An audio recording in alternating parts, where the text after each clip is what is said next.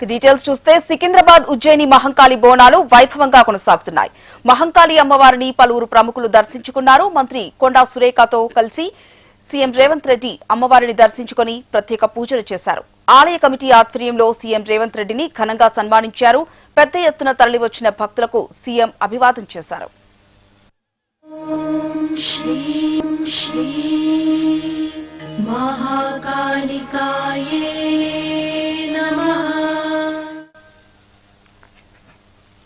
మంత్రులు పొన్నం ప్రభాకర్ తో సీతక్కతో పాటు టీపీసీసీ చీఫ్ మహేష్ కుమార్ గౌడ్, ప్రభుత్వ విప్ వి హనుమంతరావు మహంకాళి అమ్మవారిని దర్శించుకున్నారు. తెలంగాణ ప్రభుత్వం తరపున అమ్మవారికి మంత్రి పొన్నం ప్రభాకర్ పట్టు వస్త్రాలు సమర్పించారు. ఇక దేశంలోనే తెలంగాణ మేటి రాష్ట్రంగా ఎదిగేలా చూడాలని అమ్మవారిని కోరుకున్నట్టు మహేష్ కుమార్ గౌడ్ తెలిపారు.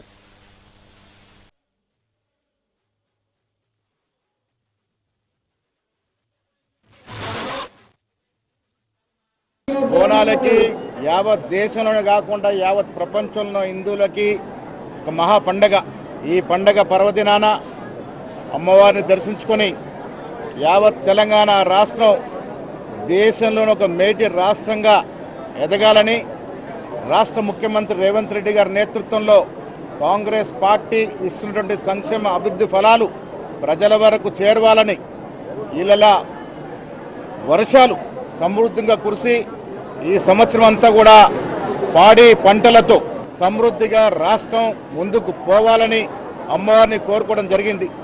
రాజకీయాలకు అతీతంగా అమ్మవారు ఈ రాష్ట్రం మీద కన్ను పెట్టి అందరూ కూడా ఆరోగ్యంగా ఐక్యమత్యంగా ముందుకెళ్లే విధంగా వారి ఆశీర్వాదం ఉండాలని ఆ అమ్మవారిని కోరుకోవడం జరిగింది. మిత్రులు నాగేందర్ సీనియర్ మోస్ట్ ఎమ్మెల్యే గారు, శ్రీనివాస్ యాదవ్ గారు, మెట్టు సాయి గారు అందరం కూడా సికింద్రాబాద్ ఉజ్జయిని మహంకాళి అమ్మవారిని బీఆర్ఎస్ వర్కింగ్ ప్రెసిడెంట్ కేటీఆర్ దర్శించుకున్నారు. మహంకాళి అమ్మవారి ఆశీస్సులతోని తెలంగాణ రాష్ట్రం ఏర్పడిందన్నారు కేటీఆర్. రాష్ట్రంలో వర్షాలు సమృద్ధిగా పడాలని అమ్మవారిని కోరుకున్నట్టు తెలిపారు. తెలంగాణ రాకముందు బోనాలను రాష్ట్ర పండుగగా ప్రకటించాలని 55 ఏళ్లుగా డిమాండ్ చేసినా ఎవరూ పట్టించుకోలేదని ఆరోపించారు. బీఆర్ఎస్ హయాంలోనే బోనాల పండుగను రాష్ట్ర పండుగగా ప్రకటించామని కేటీఆర్ గుర్తు చేశారు. లష్కర్ బోనాలను, ఉజ్జయిని మహంకాళి అమ్మవారి బోనాలను మరి రాష్ట్ర పండుగగా గుర్తించాలన్న డిమాండ్ను ఎవరూ పట్టించుకోలేదు. కానీ పెద్దలు కేసీఆర్ గారి నాయకత్వంలో ఆ రోజు మా తలసాని శ్రీనివాస్ యాదవ్ గారు, అదేవిధంగా మా హైదరాబాద్ నగరానికి సంబంధించిన శాసనసభ్యులు, అదేవిధంగా నాయకులు అందరూ కూడా వచ్చి ఇది తప్పకుండా మనం చేయాల్సిన పని అంటే కేసీఆర్ గారు చెప్పిన మాట ఒకటే, మనం తెలంగాణ సాధించిందే ఆ తల్లి ఆశీస్సులతో. అందుకే ఆ తల్లికి ఒక బంగారు బొమ్మ సమర్పిద్దాం రాష్ట్ర ప్రభుత్వం తరఫున. దాంతోపాటు అత్యద్భుతంగా అధికారిక లాంఛనాలతో అధికారికంగానే మొత్తంగా మరి రాష్ట్ర పండుగగా ఈ కార్యక్రమాన్ని చేస్తామని చెప్పాము, చేసి చూపెట్టాము. ఇవాళ చాలామంది చాలా చెప్తుండొచ్చు, కానీ కేసీఆర్ గారు భారతదేశంలో మొట్టమొదటి ముఖ్యమంత్రి. యాదాద్రి లక్ష్మీ నరసింహస్వామి దేవాలయాన్ని 1800 కోట్ల రూపాయలతో రాష్ట్ర బడ్జెట్ నుండి డబ్బులు కేటాయించి అత్యద్భుతంగా నిర్మించిన నాయకుడు కేసీఆర్ గారు. బీజేపీ ఎంపీ ఈటెల రాజేందర్, తలసాని కూడా మహంకాళి అమ్మవారిని దర్శించుకున్నారు. ఆలయంలో ప్రత్యేక పూజలు చేశారు. తెలంగాణలో వర్షాలు మంచిగా కురిసి పాడి పంటలతో రాష్ట్రం కలకలలాడేలా చూడాలని అమ్మవారిని వేడుకున్నారు అని అన్నారు.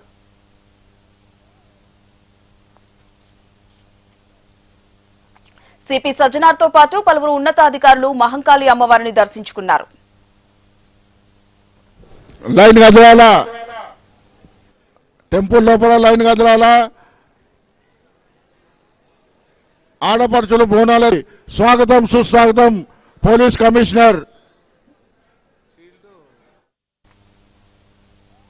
సికింద్రాబాద్ మహంకాళి అమ్మవారిని కేంద్ర మంత్రి బండి సంజయ్ దర్శించుకున్నారు.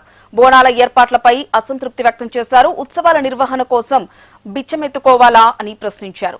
జంట నగరాల్లో 3000కు పైగా ఆలయాల్లో బోనాల ఉత్సవాలు జరుగుతాయని, అందుకు 20 కోట్లు సరిపోతాయా అని నిలదీశారు. గతంలో బీఆర్ఎస్ ప్రభుత్వం సైతం బోనాలకు నిధులు కేటాయింపులో నిర్లక్ష్యం వహించిందని విమర్శించారు. జనాభా ప్రాతిపదికన పండుగలు, ఉత్సవాలకు నిధులు ఇవ్వాలని డిమాండ్ చేశారు. రాష్ట్ర వ్యాప్తంగా హిందువులు పండుగలు చేసుకుంటూ బోనాల పండుగ చేసుకుంటున్నారు. కేవలం ఈ గ్రేటర్ హైదరాబాద్లోనే 3400 దేవాలయాల్లో పండుగ నిర్వహించుకుంటున్నారు. కానీ ప్రభుత్వం కేటాయించింది అంటే కేవలం 20 కోట్ల రూపాయలు. అంటే ఒక్కొక్క దేవాలయానికి కనీసం కనీసం 6,000 రూపాయలు కూడా ప్రభుత్వం కేటాయిస్తుంది. ఇది ఎంతో దారుణమైన విషయం. ఒక్కసారి ఆలోచించాల్సిన కనీసం వాళ్ళ హుండీ ద్వారా వచ్చే ఆదాయాన్ని కూడా వాళ్ళు వాడుకోలేని మరి హిందూ పండుగల పట్ల ప్రభుత్వం ఏ విధంగా నిర్లక్ష్యం వచ్చిందో తలంచాలి. పొద్దున టీఆర్ఎస్ పార్టీలు వచ్చారు, మేము తెలంగాణ పండుగ ప్రకటించమన్నారు. పండుగ ప్రకటించే కాదు, ఆ పండుగకు ఏం ఏర్పాటు చేసారు, ఎంత బడ్జెట్ కేటాయించిండ్రో మన ప్రభుత్వం ప్రకటించాలి. గత ప్రభుత్వం నిర్లక్ష్యం చేసింది. 20 కోట్ల రూపాయలు దేనికి సరిపోతుంది? మన హిందువులు పిచ్చబెట్టుకునే పరిస్థితి తెలంగాణ రాష్ట్రంలో. ఇక రాబోయే రోజులు గణేష్ నవరాత్రి వచ్చే వాళ్ళు ప్రభుత్వం ఏం చేస్తుందో తెలియదు. కాబట్టి హిందూ సమాజం జాగృతం కావాల్సిన అవసరం. సికింద్రాబాద్ మహంకాళి అమ్మవారి బోనాల జాతరలో జోగినీలకు అవమానం జరిగింది. ఆలయం ఎదుట కూర్చొని జోగినీలు నిరసన వ్యక్తం చేస్తున్నారు. తమ బోనాలు కింద పడిపోయాయంటూ ఆవేదన వ్యక్తం చేస్తూ కంటతడి పెట్టుకున్నారు. తమకు కనీస సౌకర్యాలు కల్పించలేదంటూ ప్రభుత్వంపై మండిపడ్డారు. గత ప్రభుత్వము బోనాల పండుగని రాష్ట్ర పండుగ చేసింది. మీరు ఇంకెంత బాగా చేయాలా? ఇంకా ఎక్కువ చేసి మా శివశక్తులకు ఇప్పుడు అడుగుతున్నా నేను, ఇక్కడ ఉన్న వాళ్ళు ఎవరు చదువుకోలేదు, ఎవరికి ఏ క్యాలిబర్ లేదని అనుకుంటున్నారు? మా శివశక్తులలో చదువుకున్న ఉన్నత చదువులు చదివిన వాళ్ళు కాదా? ఉత్తీర్ణులు కాదా? ఎందుకు మరి మాకు గుళ్ళల్లో బోర్డు మెంబర్లను ఎందుకు ఏరు? ఏ రోజు శివశక్తులు గుళ్ళల్లో ఉంటారో బోర్డు మెంబర్ల లాగో చైర్మన్ లాగా ఉంటారో ఇలాంటి దౌర్భాగ్యం పట్టదు. మీరు కమిటీ వేస్తానంటారు, కమిటీ వేయరు. బోనాల ఉత్సవ కమిటీ వేయడానికి ఏంటి మీకు బాధ? బోనాల ఉత్సవ కమిటీ వేయొచ్చు కదా, అందులో మమ్మల్ని పిలవచ్చు కదా, ఓన్లీ శివశక్తులు రావాలంటారు మీరు. తెలంగాణ మంత్రి కోమటిరెడ్డి వెంకటరెడ్డి హాట్ కామెంట్స్ చేశారు. నల్గొండ మండలం కంచనపల్లి గ్రామ పంచాయతీ నూతన భవనాన్ని ప్రారంభించిన సందర్భంగా జరిగిన కార్యక్రమంలో మంత్రి కోమటిరెడ్డి పాల్గొన్నారు. రానున్న అసెంబ్లీ ఎన్నికలపై మంత్రి కోమటిరెడ్డి వెంకటరెడ్డి కీలక వ్యాఖ్యలు చేశారు. వచ్చే అసెంబ్లీ ఎన్నికల్లో అత్యధిక మెజార్టీతో గెలిపిస్తామని, ప్రజలు మాట ఇస్తేనే పోటీ చేస్తానని స్పష్టం చేశారు. ఒకవేళ అలాంటి హామీ లేకపోతే ఎన్నికల బరి నుంచి తప్పుకుంటారని తేల్చి చెప్పారు. తాను ప్రచారానికి రాకపోయినా తాను చేపట్టిన అభివృద్ధిని చూసి ఓట్లు వేసి గెలిపించాలని కోరారు. తనకంటూ సొంత ఇల్లు, ఆస్తులు లేవని, తన పూర్తి జీవితం ప్రజాసేవకే అంకితం చేశానని ఉద్ఘాటించారు. నేను కలెక్టర్ గారు ఇద్దరు సర్పంచ్ గారిని కార్యదర్శిని హ్యాపీ ఫ్రెండ్షిప్ రోజు జైల్లో పుస్తకం పక్కపక్క నిలబడి వాళ్ళకు ఇంకా బాధ్యత కలిగింది. నేను సర్పంచ్ గారిని కార్యదర్శిని కోరుతున్నా, వార్డు మెంబర్లు, ఉప సర్పంచ్ గారు నాయకులు టీమ్గా ఉండి ప్రతి పేదవాళ్ళ ఇంటికి పోయి మీ చేతులంతా సహాయం చేయండి. ప్రభుత్వ పరంగా ఏదన్నా కలెక్టర్ గారు దృష్టి తీసుకురండి. ఇంకా ప్రభుత్వం సంబంధం లేని ఏమైనా సమస్యలు ఉంటే నాకు చెప్పండి. తప్పకుండా కంచనపల్లి ప్రతి ఇంటి పేదవారి ఇంటికి ఏ కష్టం వచ్చినా దీపకుంట కానీ, కంచనపల్లి కానీ, నల్గొండ కాన్ఫరెన్స్ లో ఈ 2.5 ఏళ్లలో మన రాష్ట్రంలోనే మోడల్ గా చేసి మరోసారి నేను ప్రచారానికి రాకుండా గెలిపాను. మీరు గెలిపిస్తారా లేదా? ప్రచారాన్ని గెలిపిస్తారంటే పోటీ చేస్తారు, పోటీ కూడా చేయాలి. ఎందుకంటే నాకు ఏం ఆశ లేదు. నా చదివే గవర్నమెంట్ ఇంట్లో ఉంటాను, కిరాయి ఇంట్లో ఉంటాను, పేదవాళ్ళని చదివిస్తా. కానీ నాకు సొంతంగా ఆగస్టు 1 నుంచి 7వ తేదీ వరకు నిర్వహిస్తున్న ప్రపంచ తల్లిపాల వారోత్సవాలు విజయవంతం చేయాలని మంత్రి సీతక్క పిలుపునిచ్చారు. ప్రతి తల్లి తన బిడ్డకు జన్మనిచ్చిన గంటలోపే తల్లిపాలు అందించాలని తెలిపారు.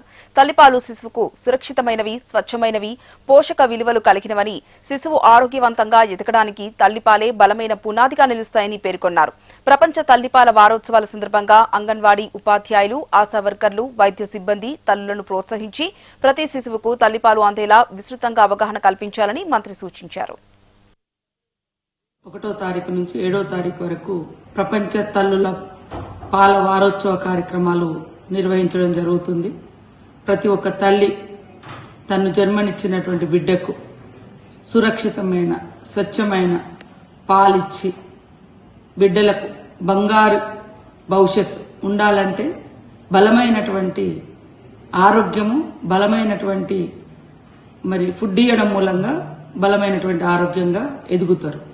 కాబట్టి తల్లి బిడ్డకు జన్మనిచ్చిన గంటలోపే తను స్వయంగా తన పాలను ఇవ్వడం మూలంగా పిల్లలకు బలమైన ఆరోగ్య పునాదిని మనం కల్పించిన వాళ్ళమైతాం. దయచేసి ప్రతి ఒక్కరు కూడా ఈ తల్లి పాల వారోత్సవాల సందర్భంగా ప్రతి తల్లులు పిల్లల్ని ఒడిలో ఒడిచి పట్టుకొని స్వయంగా తన పాలన ఇవ్వాల్సినటువంటి బాధ్యత మన మీద ఉంది. హైదరాబాద్ బీజాపూర్ జాతీయ రహదారి అభివృద్ది పనులకు కేంద్రంలోని నరేంద్ర మోదీ ప్రభుత్వం శ్రీకారం చుట్టిందని ఎంపీ కొండా విశ్వేశ్వరరెడ్డి అన్నారు. మొయినాబాద్ మున్సిపల్ పరిధిలోని బీజేపీ పార్టీ కార్యాలయంలో ఆయన సమావేశం నిర్వహించారు. కొందరు కాంగ్రెస్ ఎమ్మెల్యేలు తామే బీజాపూర్ హైవే రోడ్డు తెచ్చామని సోషల్ మీడియాలో డప్పు కొట్టుకుంటున్నారని మండిపడ్డారు. గత ప్రభుత్వాల నిర్లక్ష్యం వల్లనే బీజాపూర్ రోడ్డు విస్తరణ, భూసేకరణ పనుల్లో తీవ్రమైన జాప్యం జరిగిందని ఎంపీ విమర్శించారు. నిజాం కాలెం నాటి రోడ్డు కావడంతో పెరుగుతున్న రద్దీకి అనుగుణంగా ప్రయాణికుల భద్రతను దృష్టిలో ఉంచుకుని కేంద్ర ప్రభుత్వం రహదారి పనులను చేపడుతోందని కొండా విశ్వేశ్వరరెడ్డి తెలిపారు. మన గొడ్డెం నాగేష్ గారు, మన సీతారాం నాయక్ గారు, మన బుర్ర నర్సయ్య గారు అందరూ కూడా మేము వాళ్ళ ప్రాంతాలలో హైవే కొరకు పోరాడుతున్నాం. మేము అప్పుడు టీఆర్ఎస్ ఉన్నా కూడా అప్పుడు బీజేపీ ప్రభుత్వం మోడీ గారు మేము అభివృద్ధి కార్యక్రమం వస్తే మేము పార్టీలు రాష్ట్రాలు చూడము, అభివృద్ధి మొత్తం భారతదేశం కావాలని ఎన్నడూ లేనని హైవేలు ఇచ్చిండు. మొట్టమొదటి విడతల్ని 9 హైవేలు ఇచ్చిండు. 1, 2, 3, 4, 9. మన చేవెళ్ళ హైవే. ఇంట్లో సంగారెడ్డి, నాందేడ్, జగిత్యాల, కరీంనగర్, వరంగల్, నిజామాబాద్, జగదాల్పూర్, జడ్చర్ల, కల్వకుర్తి, కోదాడ, ఖమ్మము, సూర్యాపేట, ఖమ్మము, మంచిర్యాల, చంద్రాపూర్, లాస్ట్ మనది చేవెళ్ళ హైదరాబాద్ మన కూడా హైవే శాంక్షన్ అయింది. అయితే 9 అన్ని అయిపోయినాయి. నిన్న కాదు మొన్న కాదు, ఎప్పుడో అయిపోయినాయి. దీనికి మాత్రం బ్యాక్ టు న్యూస్. భారతీయ సంస్కృతి, సనాతన ధర్మం ప్రపంచానికి ఆదర్శమని మంత్రి నారాయణ అన్నారు. నెల్లూరులోని జగదీష్ నగర్ లో జరిగిన మహారుద్రాభిషేకం, చండీ హోమం, లలితా సహస్రనామ పారాయణంలో మంత్రి పాల్గొన్నారు. ఆధ్యాత్మిక కార్యక్రమాల్లో పాల్గొనడం నా అదృష్టంగా భావిస్తున్నానన్నారు మంత్రి. శాంతి, ధర్మం కలిసినప్పుడే సమాజం సుభిక్షంగా ఉంటుందన్నారు. 1008 మంది మహిళలు ఏకకాలంలో లలితా సహస్రనామ పారాయణం చేయడం అరుదైన ఆధ్యాత్మిక ఘట్టమని నారాయణ అన్నారు. ప్రతి కుటుంబం ఆనందంగా ఉండాలని ఆకాంక్షిస్తూ మంత్రి అన్నారు. నమస్కారాలండి. ఈరోజు నెల్లూరులో 16వ డివిజన్లో జగదీష్ నగర్ మహారుద్రాభిషేకం, చండీ హోమం, లలితా సహస్రనామ పారాయణం కార్యక్రమాన్ని ఏర్పాటు చేశారు. ఈ కార్యక్రమంలో నేను పాల్గొంటూ నిజంగా నాకు చాలా అదృష్టం ఉంది. ఇది దాదాపు 15 సంవత్సరాల నుంచి భువనగిరి సుబ్బయ్య స్వామి గారికి వాళ్ళ యొక్క ఎవరైతే నిర్వాహకులు ఉన్నారో వాళ్ళందరినీ కూడా నేను ప్రత్యేకంగా అభినందిస్తున్నాను. ఈ యజ్ఞంలో దాదాపు 1008 మహిళలు ఏకకాలంలో లలితా సహస్రనామ పారాయణం చేయటం అరుదైన సంఘటన. ఈ యొక్క ప్రతి ఒక్కరి యొక్క ఆరోగ్యం బాగుండాలని, సంతానం, వ్యాపార వృద్ధి, కుటుంబ సౌఖ్యం, లోక కళ్యాణం కోసం నిర్వహిస్తున్న ఈ యాగంలో సమాజంలో సానుకూల శక్తిని కూటమి ప్రభుత్వానికి ప్రజల ఆశీర్వాదం లభిస్తుందని మంత్రి మండిపల్లి రాంప్రసాద్ రెడ్డి తెలిపారు. రాయచోటిలో ఆయన ఇంటింటికి తెలుగుదేశం కార్యక్రమంలో పాల్గొన్నారు. గత 2 ఏళ్లలో పాలనలో కూటమి ప్రభుత్వం చేపట్టిన సంక్షేమ కార్యక్రమాల్లో అభివృద్ధి చూసి ప్రజలు సంతోషిస్తున్నారని అన్నారు. అర్హులైన ప్రతి ఒక్కరికి పింఛన్లు, ఇంటి స్థలాలు ఇవ్వడం జరుగుతుందని తెలిపారు. అధికారంలో ఉన్న పార్టీకి స్థానిక సంస్థలు కట్టబెడితే అభివృద్ధి జరిగేందుకు అవకాశం ఉంటుందని వ్యాఖ్యానించారు.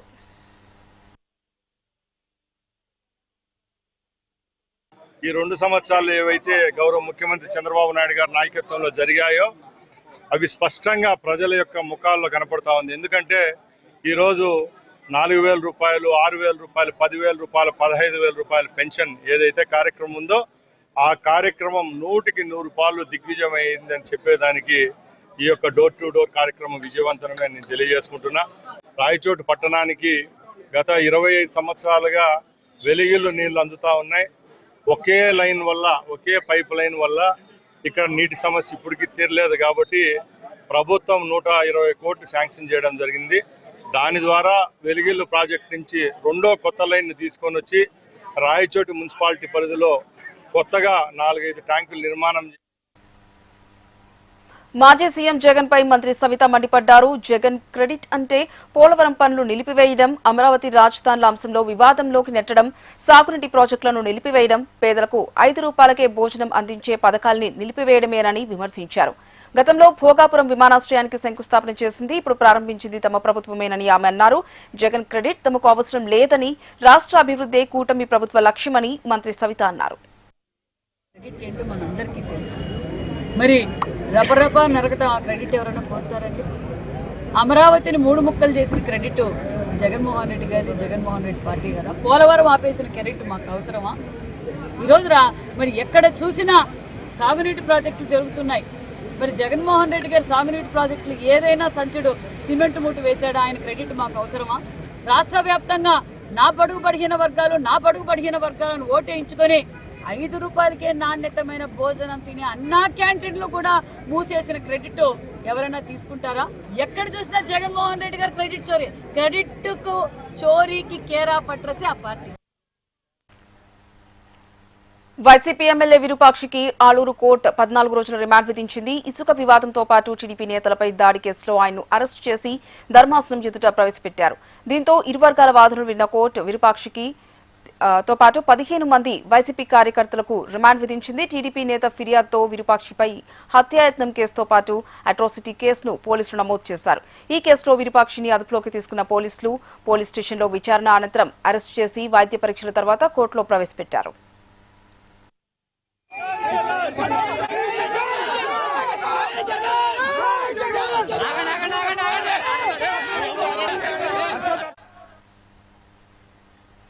భోగాపురం ఎయిర్పోర్ట్ పై మాజీ మంత్రి గుడివాడ అమర్నాథ్ విమర్శలు గుప్పించారు. భోగాపురం ఎయిర్పోర్ట్ కు పునాదులు వేసిందే వైసీపీ అని, జగన్ విమర్శలకు మాత్రమే కూటమి నేతలు దృష్టి పెట్టారని ఎద్దేవా చేశారు. 4 గ్రామాలతో పాటు 2500 ఎకరాల భూసేకరణ చేసి 1000 కోట్ల రూపాయల భూ నిర్వసితులకు 1000 కోట్ల పరిహారం ఇచ్చిందే వైసీపీ అని ఆయన చెప్పుకొచ్చారు. నిన్న అది ప్రారంభోత్సవం కావడం చాలా సంతోషం. సహజంగా ప్రధానమంత్రి గారు పాల్గొనేటువంటి సభల్లో వాస్తవాలు అనేటువంటివి ప్రజలకు చెప్పాల్సినటువంటి బాధ్యత ఆ సభల్లో మాట్లాడేటువంటి ప్రముఖులకి అది చాలా అవసరం. కానీ నిన్న వేదిక చూస్తే సాక్షాత్తు దేశ ప్రధాని గారి ముందే రాష్ట్ర ముఖ్యమంత్రి, రాష్ట్ర ఉప ముఖ్యమంత్రి, కేంద్ర మంత్రి, ముఖ్యమంత్రి గారి కొడుకు సకల శాఖ మంత్రి గారు నలుగురు కూడా ఒకటే స్క్రిప్ట్ తీసుకొని ప్రతిపక్ష నాయకులైనటువంటి శ్రీ వైఎస్ జగన్మోహన్ రెడ్డి గారి మీద విమర్శలు చేసేటువంటి దానికి ఆ వేదికను వాడుకున్నారు. సరే, విమర్శలు చేయడం అనేటువంటిది వాళ్ళకి సర్వసాధారణంగా గడిచినటువంటి 2 సంవత్సరాలుగా వాళ్ళకి ఏ వేదిక దొరికినా జగన్నామ స్మరణ అనేటువంటిది వారు చేస్తున్నటువంటిది మనందరం కూడా చూస్తూ ఉన్నాం. కానీ సాక్షాత్తు ప్రధానమంత్రి గారి ముందు కూడా అబద్ధాలు చెప్పడానికి వెనకడుగు వేయలేదు. ఇంకా దేశ ప్రధాని ముందే అబద్ధాలు చెప్పినటువంటి దానికి ధైర్యం చేసినప్పుడు ప్రజలకు ఎన్ని అబద్ధాలు చెప్తున్నారు అనేటువంటిది కొత్తగా చెప్పాల్సినటువంటి పని లేదు. ఒంగోలులో రాజ్యసభ సభ్యుడు వైవి సుబ్బారెడ్డి అధ్యక్షతన క్యాంప్ కార్యాలయంలో సమావేశం జరిగింది. గత వైసీపీ పాలనలోనే ఉత్తరాంధ్ర అభివృద్ధి జరిగిందన్నారు వైసీపీ నేతలు. భోగాపురం ఎయిర్పోర్ట్ అభివృద్ధికి చర్యలతో పాటు ఫిషింగ్ హార్బర్లు, పోర్ట్ అభివృద్ధికి వైఎస్ జగన్ కృషి చేశారని అన్నారు. కూటమి ప్రభుత్వం అభివృద్ధి ప్రాజెక్టులను ప్రైవేట్ సంస్థలకు అప్పజెప్పేందుకు ప్రయత్నిస్తుందన్నారు. ప్రైవేటీకరణకు వ్యతిరేకంగా వైసీపీ పోరాటం చేస్తుందన్నారు. అలాగే రైతులు పండించిన పంటకు గిట్టుబాటు ధర కల్పించే వరకు వైసీపీ పోరాటాలు చేస్తుందన్నారు వైవి సుబ్బారెడ్డి. ప్రారంభోత్సవం జరిగింది, మనం అందరం చూసాం.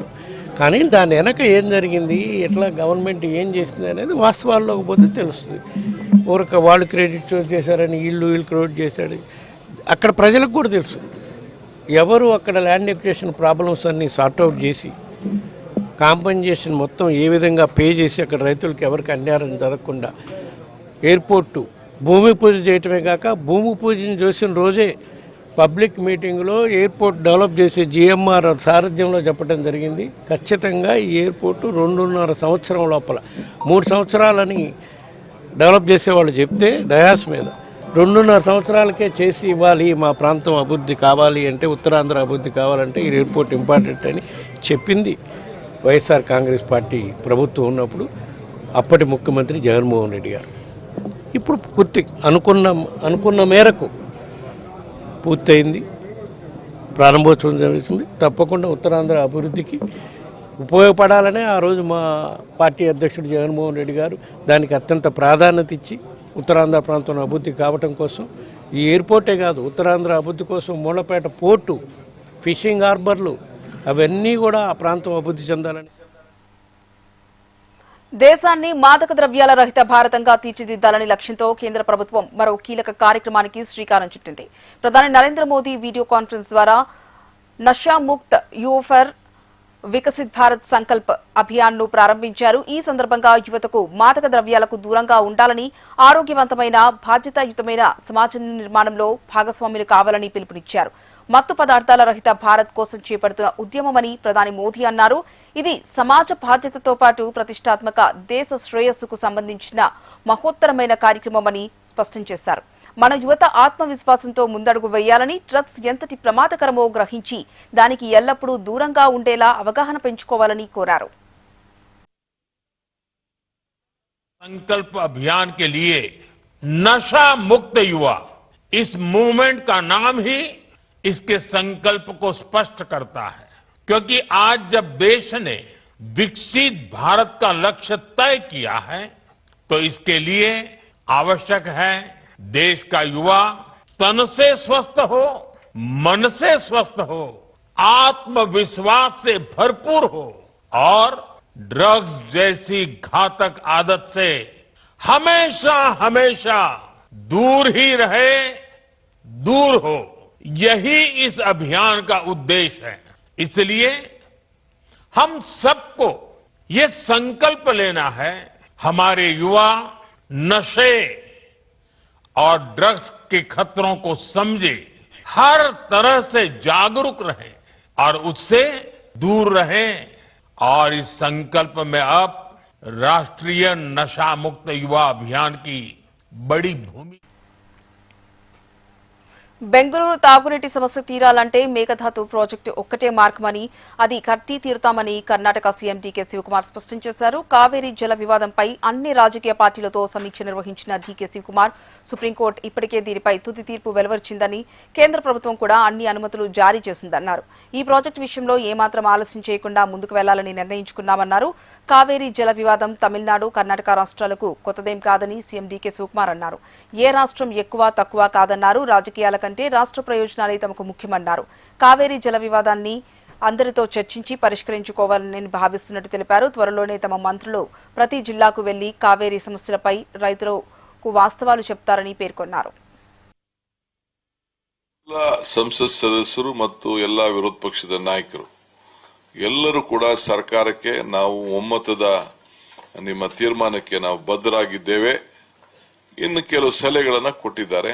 ಆ ಸಲಹೆಗಳನ್ನು ನಾನು ಕಾನೂನಿನ ಚೌಕಟ್ಟಿನಲ್ಲಿ ನಮ್ಮ ಹಿರಿಯರ ತಜ್ಞರು ಮತ್ತು ನಮ್ಮ ಲೀಗಲ್ ಟೀಮ್ ಹತ್ರ ಚರ್ಚೆ ಮಾಡಿ ಮತ್ತು ನನ್ನ ಸಹೋದ್ಯೋಗಿಗಳ ಹತ್ರ ಯಾರು ಮಿನಿಸ್ಟರ್ಸ್ ಇದಕ್ಕೆಲ್ಲ ಸಂಬಂಧಪಟ್ಟವರು ಇದ್ದಾರೆ, ಪವರ್ ಇರ್ಬೋದು, ಇರಿಗೇಷನ್ ಇರ್ಬೋದು, ಡೆಪ್ಟಿ ಸಿಎಂ ಇರ್ಬೋದು, ರೆವಿನ್ಯೂ ಇರ್ಬೋದು, ಯಾರ್ಯಾರು ಆ ಭಾಗದಿಂದ ಪ್ರತಿನಿಧಿಸ್ತಾರೆ ಅವರೆಲ್ಲರೂ ಕೂಡ ಅವರ ಅನುಭವದ ಮೇಲೆ. కర్ణాటకలో విషాదం చోటు చేసుకుంది. శివమొగ్గ జిల్లా ఇందిరానగర్లో ఎడతెరిపి లేకుండా కురుస్తున్న వానలకు ఓ కుటుంబం బలైంది. భారీ వర్షాలకు కొండ చర్యలు విరిగిపడడంతో ఒకే కుటుంబానికి చెందిన 3 ప్రాణాలు కోల్పోయారు. మృతుల్లో 3 ఏళ్ల చిన్నారి ఉండటం స్థానికులను తీవ్రంగా కలిచివేస్తోంది. కొప్పల్ జిల్లా కొక్కరేగా గ్రామానికి చెందిన మల్లికార్జున్ కుటుంబం ఇందిరానగర్లో నివాసం ఉంటుంది. అయితే వారంతా నిద్రిస్తుండగా భారీ వర్షాలకు తెల్లవారుజామున ప్రాంతంలో ఒక్కసారిగా కొండ చర్యలు విరిగిపడ్డాయి. సరిగ్గా వారు నివాసం ఉంటున్న రేకుల షెడ్డుపై పడడంతో నిద్రలోనే వారంతా కన్నుమూశారు. మరోవైపు పక్కనున్న షెడ్డుపైన మట్టి రాళ్లు వచ్చి పడడంతో అందులో ఉన్న మరో వ్యక్తి తీవ్రంగా గాయపడ్డాడు.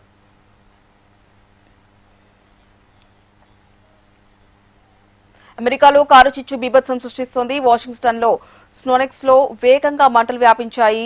వందలాది ఇళ్లు కాలి బూడిదయ్యాయి. జనం ఇళ్ల నుంచి పరుగులు తీశారు. 2000 ఎకరాలకు పైగా మంటలు వ్యాపించాయి.